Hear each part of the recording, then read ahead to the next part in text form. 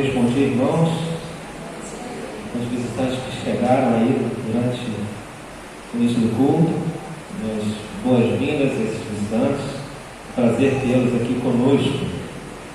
Irmãos, nós vamos continuar nossa série de exposições dos salmos de romagem, ou salmos de peregrinação, ou cânticos de degraus. E resumindo, salmos para a vida, salmos para a nossa vida. São salmos que nos ensinam a viver com as diversas emoções que são produzidas pelas diversas situações, circunstâncias do caminho nessa peregrinação que estamos fazendo. É um caminho que, por vezes, poderá nos trazer angústia e, por vezes, nos trará esperança, nos trará confiança e também alegria. Nós já havíamos apresentado que os salmos de peregrinação, os 15 salmos de peregrinação, vão falar desses sentimentos que o peregrino passa, sente devido às circunstâncias da vida: angústia, esperança, confiança, tristeza, alegria, dor, vingança, adversidade, queda pelo pecado, confissão do pecado, tristeza pelos erros, como também falam de reconciliação. Só aqui recapitulando, esses são os assuntos, os sentimentos que queremos aprender nesses salmos, como viver com eles, E nós podemos aprender com os peregrinos que compuseram esses salmos, esses cânticos, e cantaram as suas experiências de vida no caminho da peregrinação. E de igual forma, irmãos, estamos todos caminhando por esse caminho, e certamente são experiências que também viveremos, estamos vivendo possivelmente durante todo o nosso percurso. Durante toda essa semana, por exemplo, caminhamos por mais um trechinho desse caminho, e pode ser que tenhamos vivido algum desses sentimentos em nossas vidas. E eu espero de verdade que o Espírito Santo nos ensine a viver ou a lidar com as emoções que esse caminho inevitavelmente, também felizmente, produz. E como verdadeiros peregrinos que somos, o Espírito Santo irá nos ensinar que podemos confiar no Senhor, que esse mesmo Senhor estará conosco durante toda a caminhada, ouvindo nossos clamores, enviando o socorro e nos ajudando a confiar no socorro que é presente, e nos alegrando com sua presença, nos alegrando com a experiência da chegada na Jerusalém Celestial. Amém? Hoje nós vamos falar do primeiro salmo de romagem, que foi escrito por Davi, composto por Davi, o Salmo 122.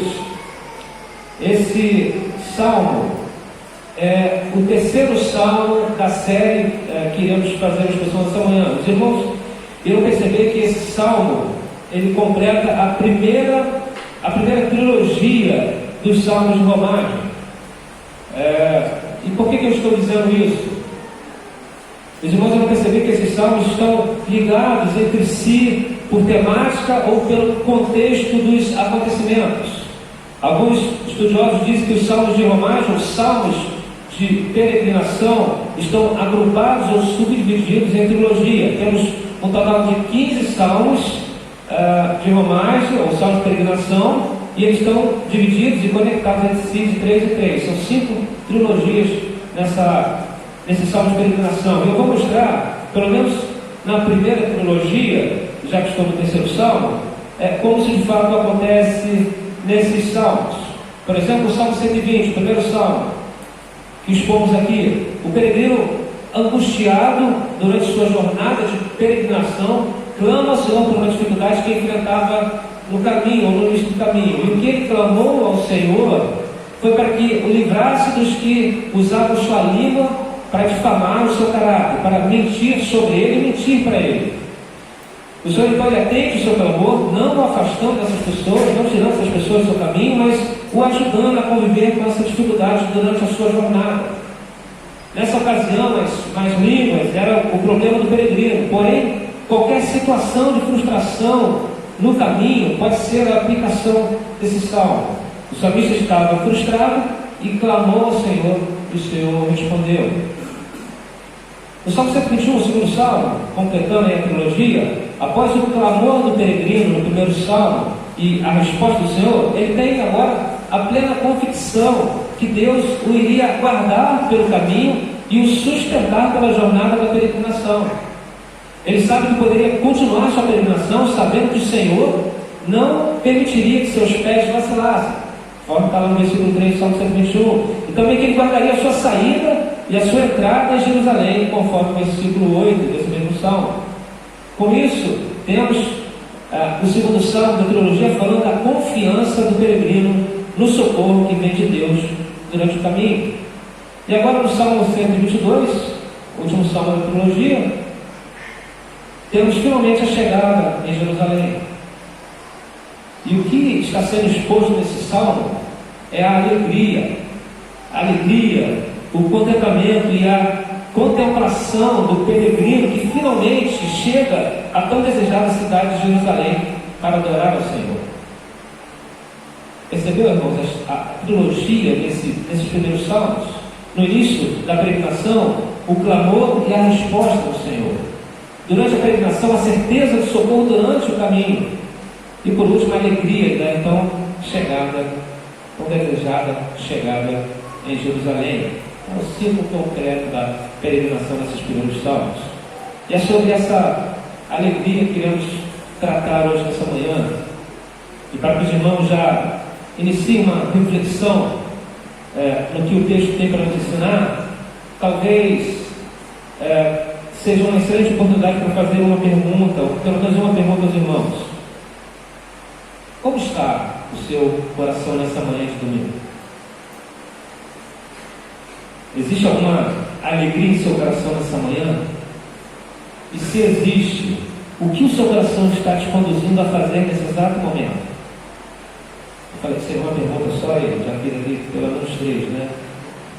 Porém, eu fiz essas perguntas para que os irmãos já pudessem fazer, digamos que uma verificação dos seus corações, para de fato buscar, em primeiro lugar, se há alegria em seu coração, se há alegria em seu coração, e em segundo lugar, verificar exatamente qual é a verdadeira motivação da alegria em seus corações. Qual o principal motivo da sua alegria? Vamos ler o Salmo 122, o Salmo de Davi, o alegre peregrino Davi.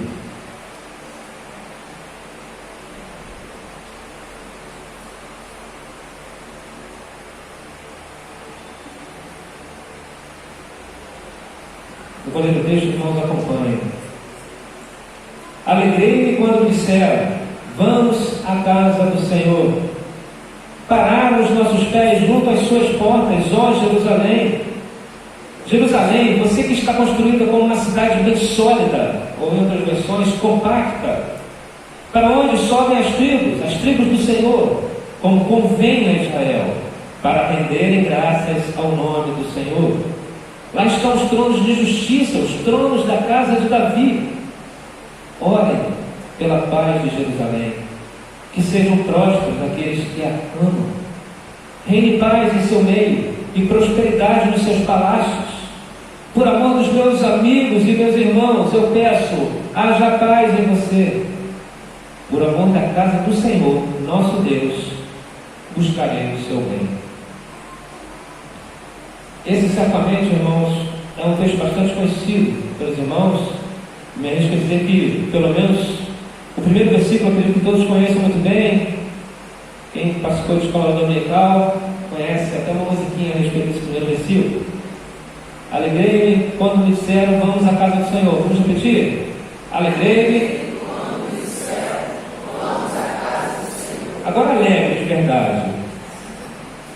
Alegrei-me quando me disseram: vamos à casa do Senhor. Eu não pedi mais volume, tá bom, irmãos? É de verdade a alegria, tá bom? Qual é a sua verdadeira alegria, meu querido irmão? Essa pergunta eu faço para mim também. O que te traz maior contentamento nessa vida? Esse salmo é uma canção de alegria, é uma canção de contemplação e deleite por Jerusalém, que representava o culto, a adoração, a presença do Senhor. E por último, em última análise, ou talvez em primeira, a alegria da comunhão da igreja com Cristo e por Cristo, que nos faz peregrinar em direção à Nova Jerusalém. Caminho este que estamos percorrendo. Nesse salmo, Davi expressa sua alegria, pelo menos de 5 formas, 5 maneiras. A primeira maneira, pelo convite que lhe foi feito para ir à casa do Senhor, que significava ir a Jerusalém. O segundo, pela contemplação, a admiração pela cidade de Jerusalém, quando de fato ele chega em Jerusalém. Terceiro, pela unidade de Jerusalém, ou pela compacidade de Jerusalém, pela solidez de Jerusalém. O quarto, a alegria de Davi o conduz a pedir paz para Jerusalém. E a última expressão de alegria, Davi o faz tomar uma decisão por amor à casa do Senhor. Falando do primeiro ponto, rapidamente, Davi tem uma alegria, digamos que dupla, por esse convite que lhe foi feito.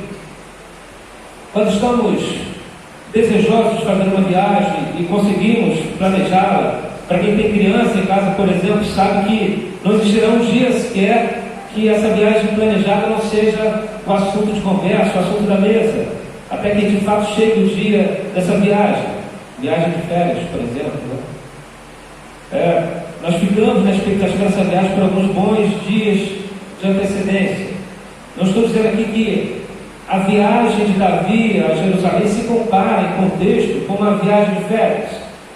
Há algo muito maior aqui na viagem de Davi, na viagem peregrina. Porém, estou tentando produzir um pouquinho da lembrança desse momento de expectativa de uma viagem agradável pelo qual estamos aguardando e esperando que aconteça logo.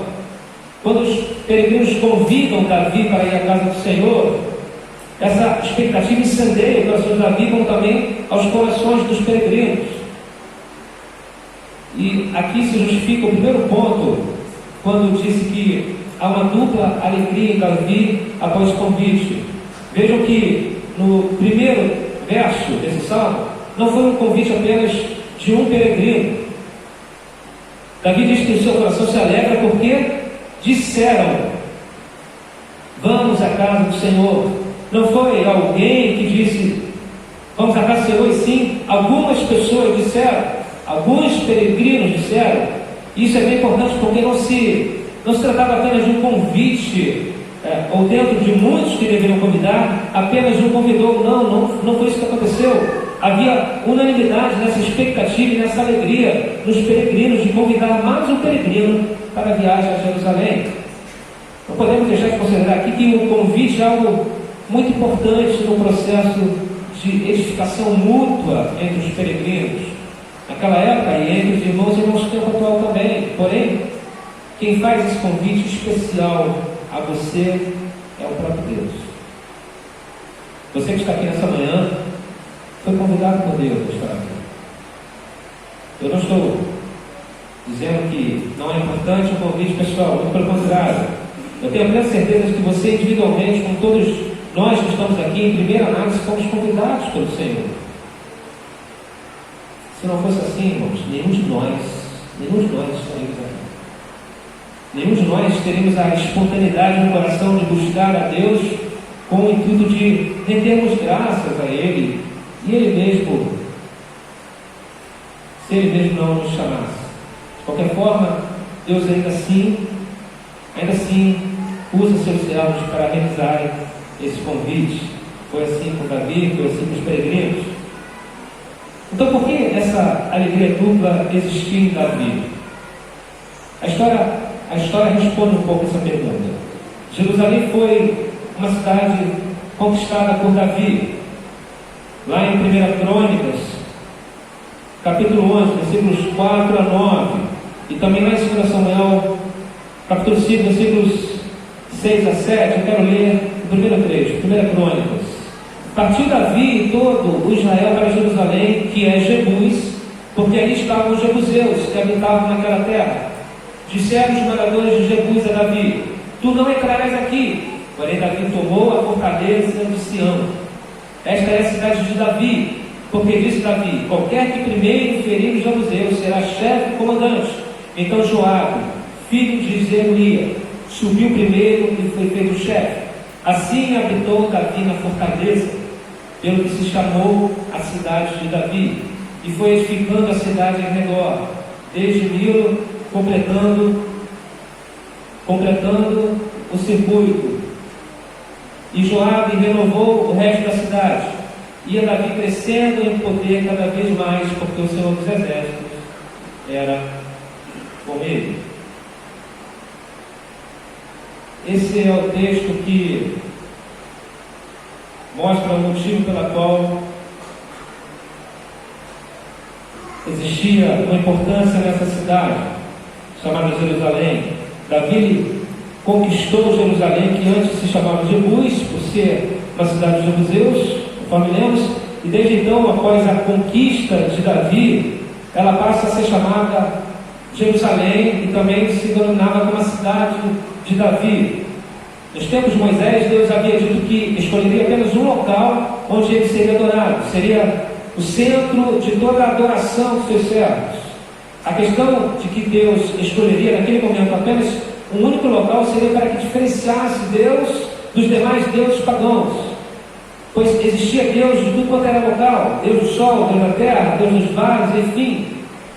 Deus escolhe esse local como o único local de adoração. O único Deus estaria dizendo para todo o povo que Ele é o único Deus que é o Criador de todas essas coisas. Ele estaria no lugar elevado, estaria no Monte Sião, e com isso era proibido adorar em outro lugar que não fosse no templo e em Jerusalém. Então Davi, assim que toma a cidade, decide trazer de volta a Arca da Aliança, que era a representação da presença de Deus no meio do povo.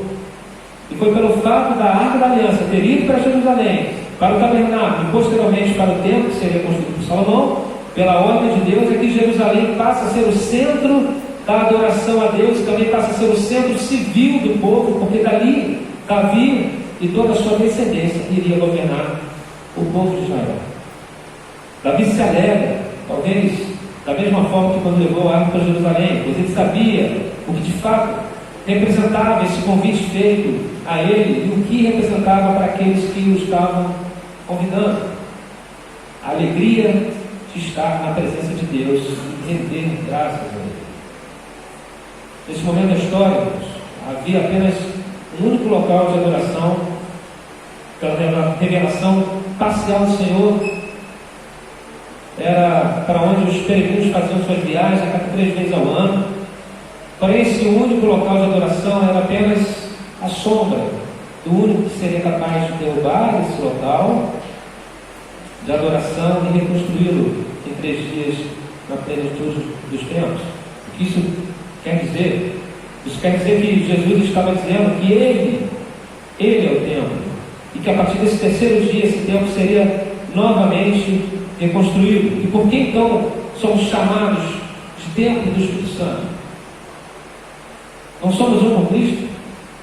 Somos, irmãos. Não somos parte do corpo de Cristo, onde Ele é a cabeça desse corpo? Não somos nós, a igreja, entre as templo? Cada coração cristão passaria a ser o local de habitação do Senhor. E é por isso que Jesus diz que procura verdadeiros adoradores que o adorem em espírito e em verdade. Não é mais um único local, e sim em cada coração que diz a verdade sobre sua adoração. Ele está em seu coração. Deus é espírito, e se a sua adoração não for em espírito, não aconteceu a adoração de verdade.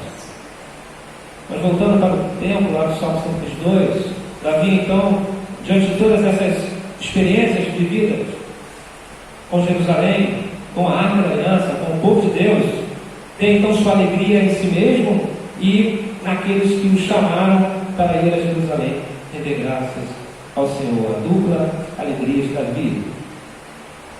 Ir até Jerusalém era o mesmo que ir encontrar o próprio Deus e com todo o povo de Deus, pois era lá que Deus manifestava a sua glória, manifestava a sua Shekinah. Davi se alegra porque ele ia render graças ao Senhor e iria estar com os irmãos. Isso é um momento de deleite espiritual, irmãos, para as nossas vidas e de renovação. Esse deveria ser o nosso sentimento a cada encontro que temos aqui na igreja. E essa alegria invada de fato nossos corações nessa manhã. Até agora, irmãos, então falamos do convite e da reação de Davi, dos peregrinos, e por que Davi reage com alegria. Porém, o peregrino ele continua sua viagem e, após chegar a Jerusalém, ele inicia a sua contemplação pela cidade. Então, pela contemplação, Davi expressa a sua alegria pela contemplação e pela admiração da cidade de Jerusalém, como de fato ele chega em Jerusalém. Quero repetir os versículos. Versículo 2 a 5. Pararam os nossos pés junto às suas portas, ó Jerusalém. Jerusalém, você que está construída como uma cidade bem sólida, para onde sobem as tribos do Senhor, como convém a Israel, para renderem graças ao nome do Senhor. Lá estão os tronos da justiça, os tronos da casa de Davi. Davi ele começa a falar com a cidade como se ela fosse uma pessoa. E nessa conversa com Jerusalém, ele contempla, primeiro, a solidez da cidade, ele contempla a obediência dos povos em se dirigir a ela conforme o mandamento, conforme convinha, e ele também contempla o motivo pelo qual todos seguem até ela, o motivo de render graças. É claro que essa contemplação ela estava direcionada a tudo que estava representando para Davi e para o povo, estar de fato ali em Jerusalém. Não é uma contemplação em um pedaço de terra chamado Jerusalém.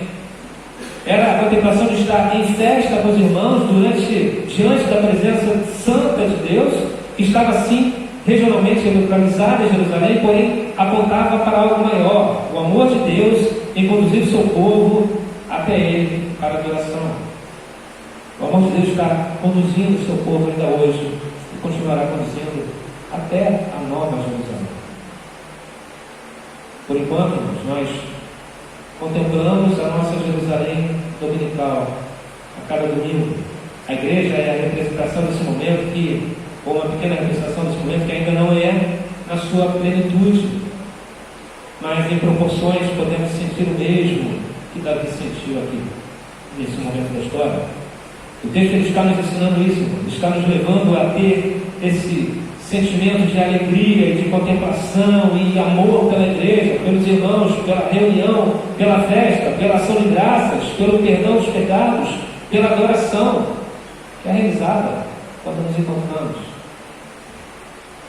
Lembra que perguntei lá no início onde estava a sua verdadeira alegria? Davi está demonstrando, nos ensinando onde deve estar a nossa verdadeira alegria. E você pode colocar sua alegria naquilo que é finito, você até pode fazer isso, ou naquilo que é eterno. Sua verdadeira alegria ela precisa estar naquilo que é eterno. E o que é eterno? Deus é eterno, Jesus é eterno. E se a sua alegria de fato está nele, você também viverá eternamente essa alegria também. Amém? Se saber dessas coisas não produz a alegria em seu coração, irmãos, que Deus quebrante o seu coração nessa manhã para que você passe a desfrutar dessa alegria como Davi se alegrava, irmãos. Davi, então, ele se alegra com o convite e com os convidados. Ele vai a Jerusalém. E ao chegar em Jerusalém, ele para nas portas da cidade. E como se estivesse falando com ela, ele contempla a significação dessa cidade, cidade de Davi, e para todo o povo daquela época. Davi exclama: ó Jerusalém, que está construída como cidade bem sólida, cidade compacta, conforme está escrito nas versões, e há algo muito importante nesse termo que Davi utiliza para identificar Jerusalém. E aqui nós já estamos entrando no terceiro ponto do sermão. Davi se alegra pela unidade de Jerusalém, ou pela compacidade de Jerusalém. Ela é a cidade compacta, o que traz a ideia de cidade bem unida. Se pegarmos um exemplo na construção civil, para entendermos o termo utilizado para Jerusalém, uma cidade compacta, eu peço permissão aos irmãos para fazer uma analogia aqui, uma metáfora. Quando nós estamos com os nossos pés sobre o solo, no chão, não nesse piso concretado, mas no chão, na terra, e olhamos para este chão, o que vemos a olho nu é uma base aparentemente bem firme. Vemos o chão como algo composto de um único elemento, firme e compacto. Não conseguimos perceber que existem espaços vazios internamente nesse chão. Se pegarmos uma porção desse solo, se recortarmos um trecho e olharmos no microscópio, iremos ver um conglomerado de partículas que são granulares e entre elas alguns espaços vazios. Na verdade, alguns espaços preenchidos com ar e possivelmente com água também. E com isso, algumas partículas não estão plenamente unidas. Existe espaço ou algo que separa esses grãos.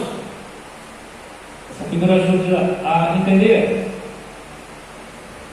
Quando falamos de compactação de solo, estamos falando de compactar ou aplicar uma carga para que esses vazios sejam preenchidos com os grãos.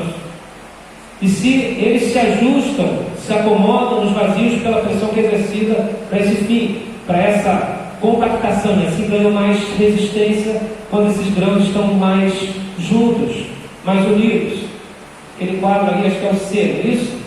Está vendo os grãozinhos bem unidos ali, quase sem nenhum espaço.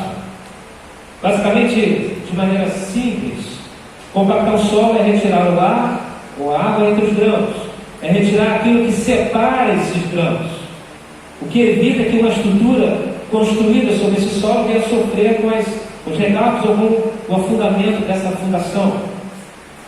Quando Davi expressa que Jerusalém é uma cidade compacta ou uma outra versão, uma cidade sólida, é isso que ele está dizendo. Uma cidade construída por união, por unidade, firme, coesa, compacta. Ele afirma isso quando diz que todas as tribos sobem até ela. Digamos que os grãos dessa metáfora que eu utilizei são todos os servos de Deus, de todas as tribos que subiam até Jerusalém. Quando todas as 12 tribos de Israel subiam até Jerusalém, como convinha a Israel, conforme o texto diz, a unidade representada nesses termos nos ensina que a igreja é uma unidade compacta, ou que deve estar compacta, para existir e para resistir, pois do contrário ela não terá resistência para receber as cargas da estrutura. O solo frágil significa que é um solo com muitos vazios entre os grãos. E um solo frágil impede que boas construções sejam feitas sobre ele. Isso se aplica de muitas maneiras na igreja. Porém, Davi expressa a sua alegria em reconhecer a solidez de Jerusalém.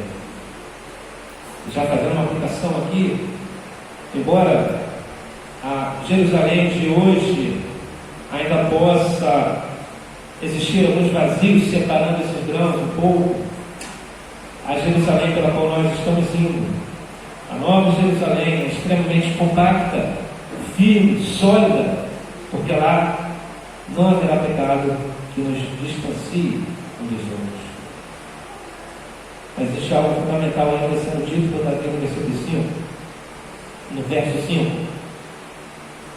Davi diz: lá em Jerusalém estão os tronos de justiça, os tronos da casa de Davi. Nesse verso, Davi ele está admitindo que Jerusalém não era apenas o centro religioso onde Deus governava seu povo, mas também que os tronos da justiça, tanto de Deus quanto a justiça realizada pelo rei, estavam ali.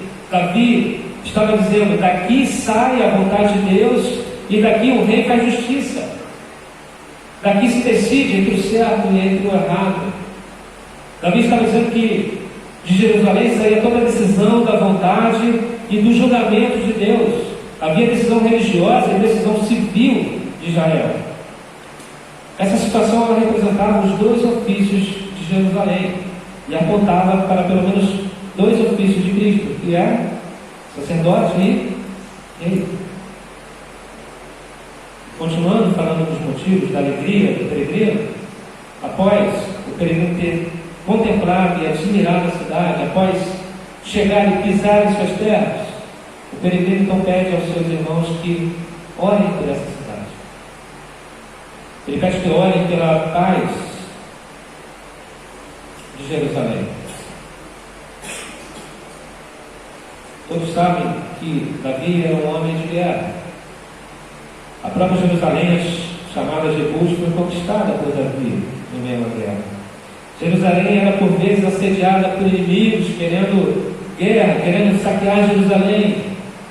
Exemplo disso, os moabitas, os filisteus. Esse era o contexto que Jerusalém vivia. Por isso havia desejo no coração de Davi pela paz em Jerusalém. E o propósito é muito simples. Não há prosperidade em lugar nenhum que haja ausência de paz. Prosperidade são todos os âmbitos. Não há prosperidade numa pessoa que não vive em paz.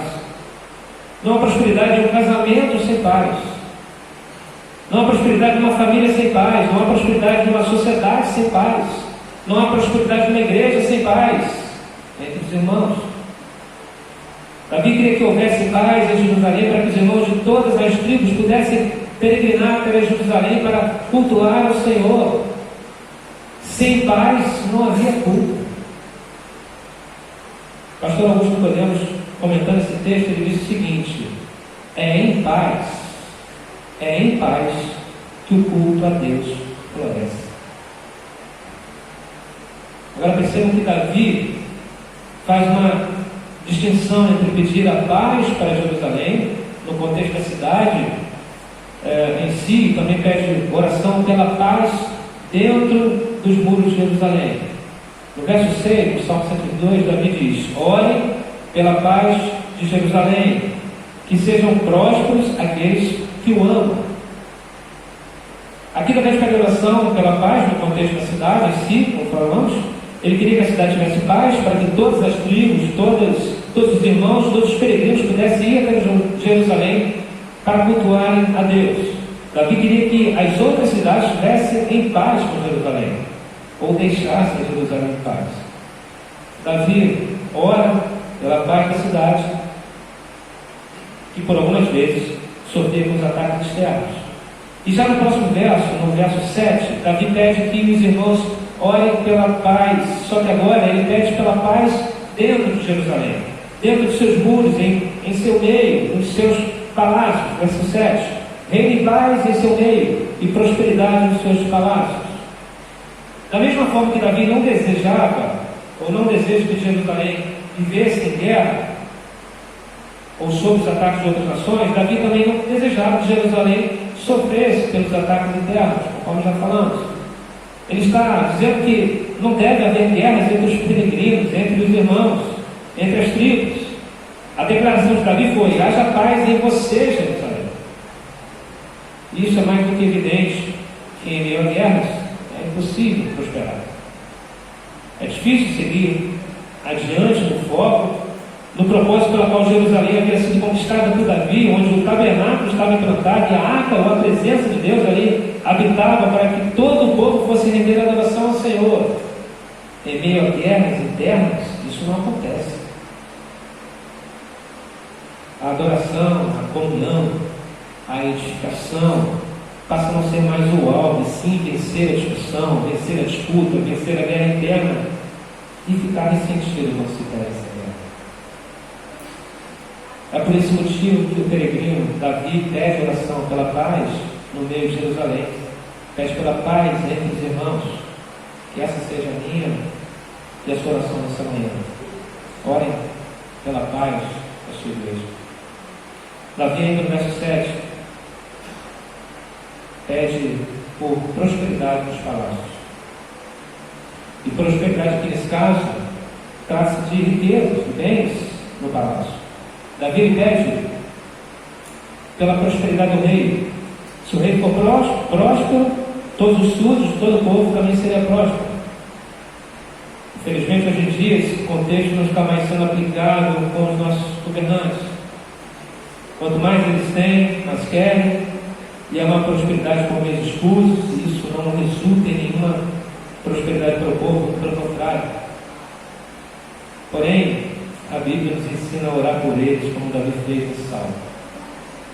O apóstolo Paulo orienta Timóteo a orar pelos governantes e pelos que têm autoridade, para que o povo pudesse ter vida mansa e tranquila, ou calma e pacífica. Esse ensinamento está na primeira carta a Timóteo, capítulo 2, versículo 2. Orem em favor dos reis e de todos os que exercem autoridade, para que vivamos vida mansa e tranquila, com toda piedade e respeito. Continuemos seguindo a orientação de Deus nesse texto a esse respeito. Davi orou pelo rei, Paulo orou e ensinou Timóteo a orar pelo rei, e nós, de igual forma, precisamos continuar nessa empreitada. E Davi continua a ratificar seu pedido no verso 8, dizendo: por amor dos meus irmãos e amigos, eu peço, haja paz em você. Davi sabia que, se de fato a paz reinasse em Jerusalém, e se houvesse prosperidade nos palácios, os seus irmãos e amigos teriam prosperidade, poderiam viver em prosperidade, poderiam cultuar a Deus nas 3 ocasiões das festas em Jerusalém. Davi fala para Jerusalém como se ela fosse uma pessoa e diz: haja paz em você, porque eu amo aqueles que vão até você e quero que eles possam cultuar ao meu Deus em paz por todas as vezes que nos convém ir até você, Jerusalém. Que eles tenham prosperidade para sustentar suas famílias, terem seus animais para sacrifícios e ofertas de adoração, de perdão de pecados. Haja paz em você, Jerusalém. E eu tomo aqui as palavras da Davi como se fossem minhas palavras, e na forma de uma oração eu digo: haja paz e prosperidade em você, Igreja Batista Memorial e Memória. Por amor a vocês, e para que Cristo seja glorificado, que haja paz entre nós. E por último, Davi, em seu último verso desse salmo de peregrinação, é conduzido por sua alegria a fazer um compromisso diante dos peregrinos e de Deus. E aqui entramos na última expressão de Davi por causa da sua alegria. Davi toma uma decisão por amor à casa de Deus, à casa do Senhor.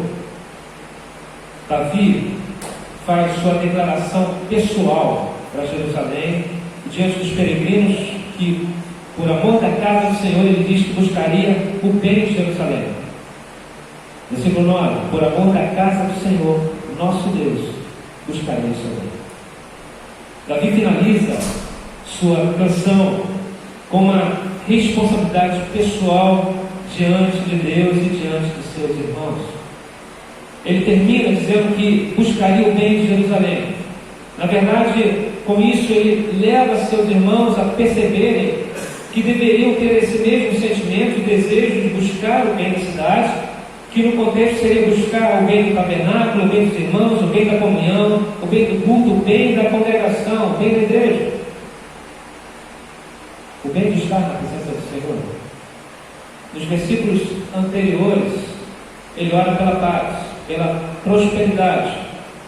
Ele não apenas ora, mas convoca os irmãos a orar. Porém, ele não fica apenas no ato da oração e no aguardo da resposta ou do efeito das suas orações. Aqui no verso 9, Davi diz que vai agir para que essa paz e prosperidade sejam realmente alcançadas em Jerusalém. E tudo isso sendo, obviamente, a sombra de Cristo, a sombra da igreja de Cristo, a sombra do corpo de Cristo, que é a sua igreja, onde ele é o cabeça. Portanto, irmãos, se vocês entenderam esse salmo do peregrino Davi, do alegre Davi, se comprometam a orar e buscar a paz de sua igreja, por amor aos seus irmãos e por amor à então chamada casa de Deus. Lembre-se que cada irmão aqui nessa manhã é uma residência, ou digamos que é um apartamento ao qual Deus habita, que está sendo reformado, e esse apartamento se encontra dentro de um grande prédio que se chama Igreja de Cristo.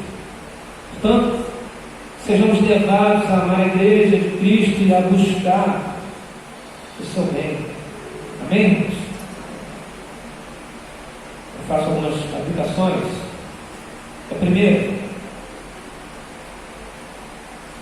aplicação, Davi se alegrou com o convite, e como eu disse, essa alegria de Davi não estava apenas no convite ou na data que se aproximava da viagem até Jerusalém, a tão esperada viagem de Jerusalém ao tabernáculo, até a presença de Deus.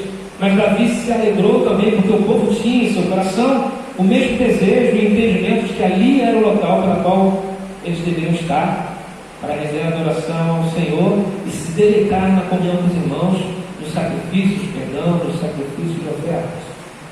Havia uma alegria dupla em Davi, por ele mesmo estaria na pretensão, e pelos irmãos que também estavam e desejavam se encontrar nas festas por qual Moisés havia determinado que o povo estivesse. E a oração é para que o Espírito Santo conduza os nossos corações, para que eu e você tenhamos essa mesma alegria de Davi expressa nesse salmo. Alegria e expectativa de esperar o dia em que nos encontraremos para juntos congregarmos e cultuarmos ao Senhor na igreja. Estamos fazendo isso aqui nessa manhã. Que seu coração de fato esteja desfrutando dessa alegria nesse momento. Que lugar maravilhoso para estarmos, irmãos. Que festa maravilhosa. Não há nenhuma festa nessa terra que se compare ao culto a Deus, que a cada domingo em comunhão, como uma cidade compacta, oferecemos ao Senhor. Aqui temos a alegria da comunhão, a alegria do culto, da adoração, da dedicação dos dias de ofertas, do trabalho cristão, a alegria da edificação, a alegria de participarmos da ceia do Senhor, essa pela qual estaremos participando daqui a pouco, a alegria dos ensinamentos da sua rica e preciosa palavra. Por isso não troque essa alegria, não substitua essa alegria, porque não há nada que possa substituí-la com a mesma intensidade e propósito que ela tem. Somente essa alegria é que irá te acompanhar por toda a eternidade. A alegria está no caminho com Deus, a alegria de ter Jesus e o desejo de adorá-lo no meio da congregação. Segunda aplicação, não deixe de contemplar a importância da igreja de Cristo e as maravilhas que ela produz no seu coração. E quando me refiro à igreja, me refiro ao corpo de Cristo. Falar de Cristo, da igreja de Cristo, é falar da noiva pela qual Ele mesmo veio para se entregar por amor. Ele derramou o seu sangue por ela. Ele se fez homem, deixou sua glória, se humilhou para comprá-la, para transformá-la em uma igreja santa, lavada e remida no seu sangue. Como não se deleitar na igreja de Cristo e nas bênçãos que ela nos proporciona? Como podemos dar menos importância para ela se o próprio Cristo deu a sua vida por ela e virá para viver eternamente com Ele, irá buscá-la? Não estou dizendo aqui que contemplar a importância da igreja é o mesmo que dizer que a igreja salva. Não é isso que eu estou dizendo. Estou dizendo que contemplar a igreja é contemplar Cristo, pois Ele é a cabeça, nós somos o seu corpo. A igreja local não salva. O fato de pertencer a uma igreja não significa dizer salvação pela igreja. Porém, a igreja de Cristo é composta pelos salvos em Cristo Jesus. Que seu coração seja levado a perceber a importância e a beleza da igreja de Cristo. Terceira aplicação, já caminhando no final, que você ore pela paz e pela prosperidade de sua igreja. Davi, ao contemplar Jerusalém, ao admirar a construção de Jerusalém como uma cidade compacta, não tem outro sentimento além do que orar por ela, e ele ora pela paz para que essa solidez permaneça. Ore pela paz em meio aos ataques externos da igreja. Porque Davi sabe que sem a paz fica mais difícil alcançar o propósito da existência da igreja.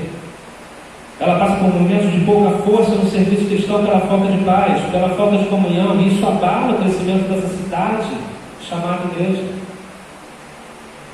Precisamos de paz, para em paz, em espírito e em verdade, adorar o Senhor, crescer no Senhor e servir aqueles que precisam para a glória do Senhor.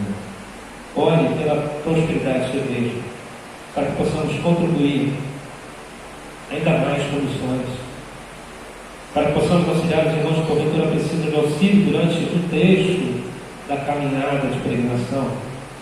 Ore pela prosperidade da sua igreja, para que os trabalhos de edificação dessa igreja possam continuar.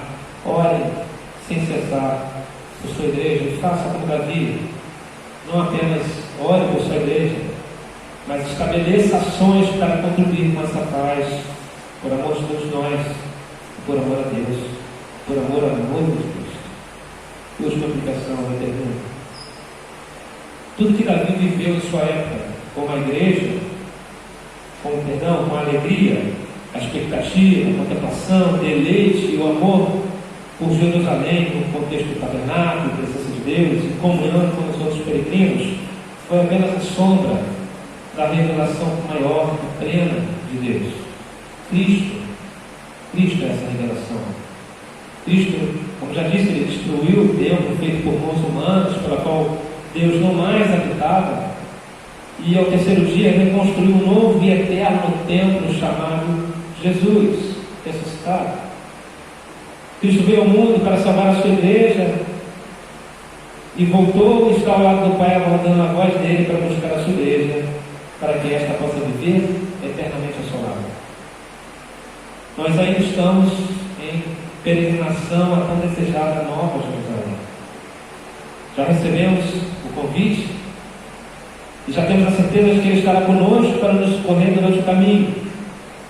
Então que tenhamos alegria pelo convite, por nossos irmãos que caminham conosco e principalmente pelo principal motivo de nossa alegria.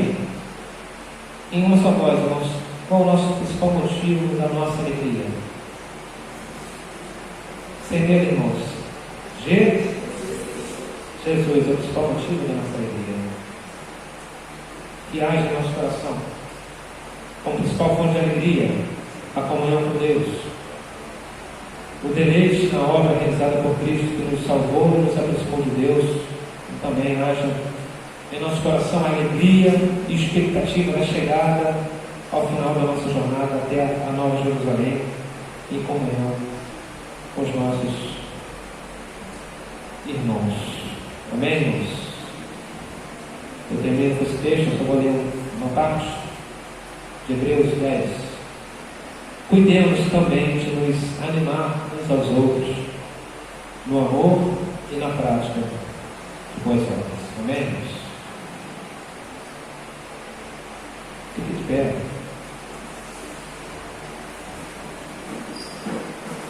Pegue seus elementos da ceia.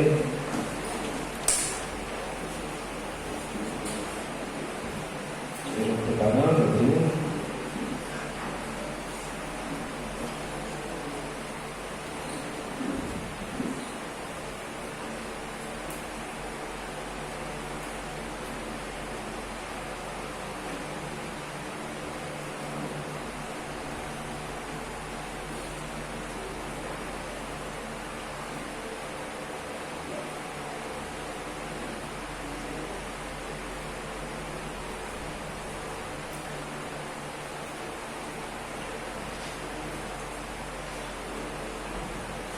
Diante do que ouvimos sobre convite,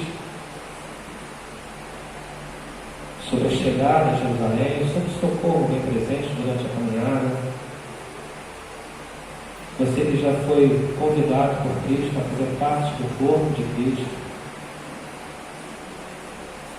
O Evangelho de João, capítulo 6, versículo 51 diz: Eu sou o pão vivo que desceu do céu. Se alguém comer deste pão, viverá para sempre. E o pão que eu der é a minha carne, que eu darei pela vida do mundo, pela vida da sua igreja. Mateus 26.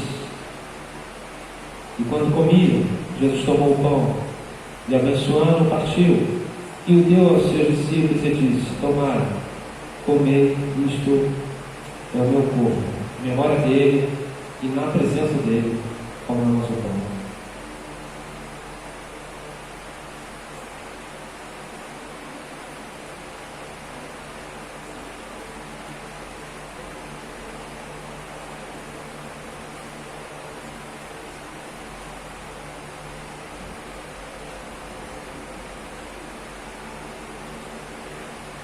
Eu vou pedir a você que entendeu essa mensagem. Nós falamos bastante de comunhão, de caminhar juntos.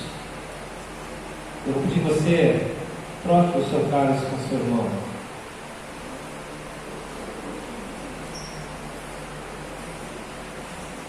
Cite o primeiro verso do salmo que nós estudamos hoje para esse irmão. Alegrei-me quando disseram: vamos à casa do Senhor. Estamos caminhando juntos, irmãos, durante essa peregrinação. A cada domingo que nos encontramos é um trechinho dessa caminhada que nós concluímos pela graça de Deus em nossas vidas. Então o texto, Mateus 26, versículo 7, 28, diz: e tomando o cálice e dando graças, deu-lhe dizendo: bebei dele todos, porque isto é o meu sangue, o sangue do Novo Testamento, que é derramado por muitos para a remissão dos pecados. Em memória dele, na presença dele, levamos o cálice.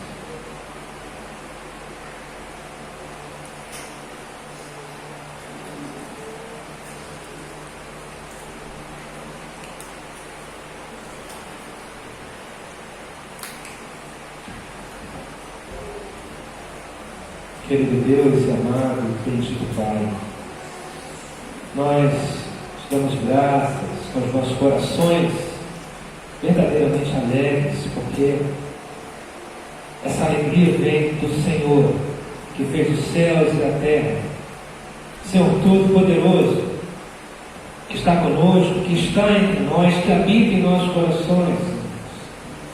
Ó Pai, obrigado pelos momentos tão preciosos que podemos passar aqui hoje nessa manhã, junto com os nossos irmãos. Obrigado porque podemos participar desse memorial, pela qual nós lembramos aquilo que o Senhor fez, entregando o seu Filho para morrer por nós, para morrer para a sua igreja, para tornar a igreja santa, remida e lavada pelo teu sangue, o sangue do teu Filho, Senhor. Ó Pai, que todos nós aqui nessa manhã saímos daqui contemplados pela tua palavra, e que pela ação do Espírito Santo saímos daqui dos nossos corações alegres, ou mais alegres do que realmente viemos nessa manhã, porque não há nada melhor, Deus, do que estar peregrinando para a Nova Jerusalém. Mesmo que vivamos situações difíceis, de angústias, nós bem sabemos que o socorro, o Senhor é um socorro bem presente na hora da angústia, Senhor.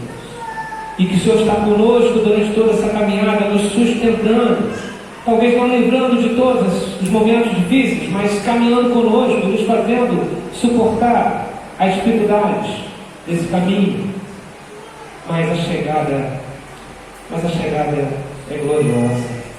E nós louvamos o teu nome, Deus, porque podemos experimentar pequenas porções a cada domingo que estamos aqui na tua casa, essa casa de oração, para em comunhão com os irmãos te adorar, render graças, agradecer pelas bênçãos de mais um pequeno trecho que caminhamos nessa peregrinação, Senhor. Portanto, abençoe a sua igreja, Deus. Continue conosco, Deus. Enche os nossos corações de fato de alegria, que não venhamos a transportar essa alegria para aquilo que esse mundo tem a oferecer. Não, Senhor, não nos deixe cair nessa tentação, Pai.